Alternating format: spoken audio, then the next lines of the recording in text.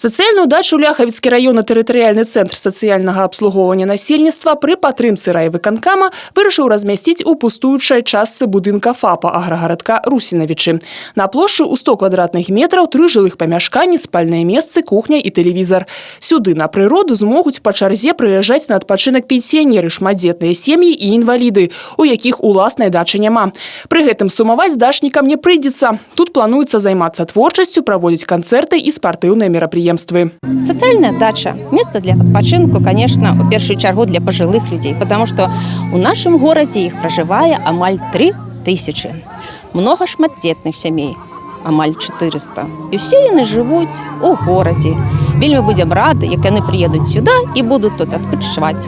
На урачыстым адкрыцці аб'екта, які творча перайменавалі ў гарохавую дачу, гарошак быў паўсюль. На спадніцах артыстак, на брошках для гасцей і нават сімвалічная стужка, якую пераразалі самыя сталыя і паважаныя пенсіянеры, таксама была ў гарошак.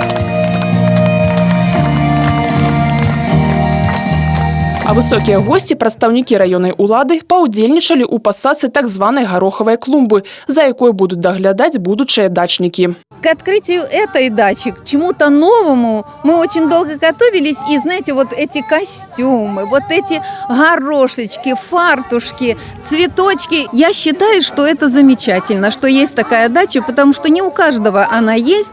И вот побыть здесь, просто подышать и прочувствовать, наверное, атмосферу того, что здесь происходит, это уже праздник души. Поскольку мы будем заниматься на этой даче творчеством, женщины будут заниматься, скажем, кружками, вязанием, там, песнями и прочее. Мы будем заниматься вплоть до шахмат. То есть я считаю, что это большое подспорье для нашего возраста. Жизнь становится интереснее, жизнь становится веселее.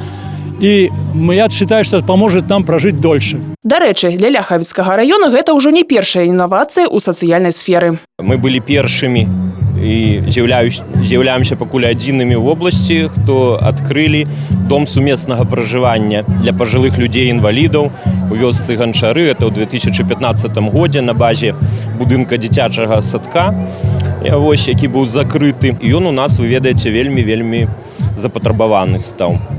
Там ужо 10 каля 70 чалавек прайшло праз гэты вось дом. І зараз мы з вами сёння прысутнічаем сацыяльная дача. Арганізатары ўпэўнены, што і гэты праект таксама будзе карыстацца папулярнасцю, асабліва ў пажылых людзей.